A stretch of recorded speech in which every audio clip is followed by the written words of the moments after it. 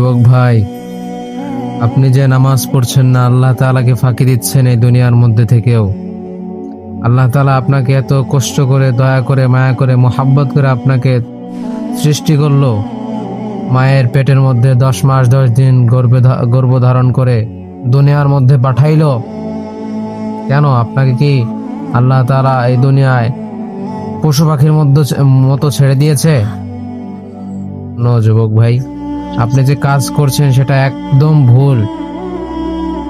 আপনি যে কাজগুলো করছেন, আপনাকে সমাজ কখনো ভালো বলবে না আপনার এই কাজে।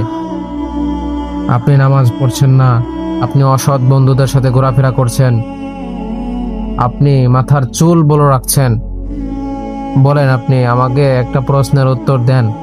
আপনি যে মাথায় চুল বড় রাখেন, আপনার কোন অসৎ বন্ধু ছাড়া আপনাকে কোনো মুরব্বী, আপনার এলাকার কোনো মুরব্বী আপনাকে কোনোদিন বলেছে তোমার চুলের স্টাইলটা তো অনেক সুন্দর? কখনো না ভাই, কখনো আপনাকে বলে না, আর কখনো বলবেও না। শুধু একমাত্র আপনার সাথে ঘোরাফেরা করে যে অসৎ বন্ধু, সে ব্যতীত। কি করছেন বলেন? নামাজ পড়ছেন না, আবার আপনি মানুষের কাছে বলেন আমার মধ্যে শান্তি নাই, সুখ নাই। সুখ হবে কেমনে? আল্লাহ তাআলা তো নামাজের মধ্যেই সুখ রাখছে। প্রকৃত শান্তি, যেটা দুনিয়ার শান্তি, মানসিক শান্তি, শুধুমাত্র নামাজের মধ্যেই আছে।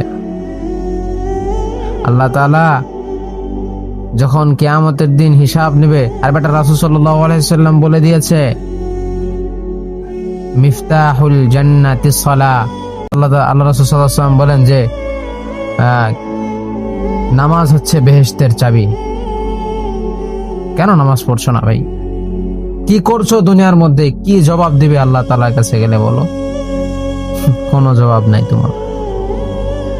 এজন্য ভাই তোমাকে বলছি, অসৎ বন্ধুদের সাথে ঘোরাফেরা বাদ দাও। বর্তমান দুনিয়া জামানা ভালো না। মুসলমানরা সব জায়গা নির্যাতিত, নিপীড়িত হচ্ছে। এই দুনিয়ার মধ্যে যত বিপদ আপদ আসতেছে, সব কিছু শুধুমাত্র আমাদের নিজেদের হাতের কামাই।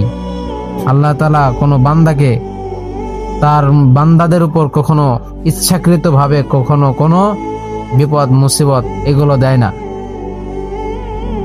এগুলো তো সব আমাদের নিজেদের হাতের কামাই, বলেন। এজন্য আপনাকে আমি বলবো, এবং সকলকে উদ্দেশ্য করে বলবো, প্রিয় ভাই, প্রিয় বোন, প্রিয় বাপ, চাচা, দাদা, নানা যারা আছেন, সকলকে বলবো আল্লাহর পথে ফিরে আসেন, নামাজ আদায় করেন, গোটা বিশ্বের মুসলমানদের জন্য দোয়া করেন।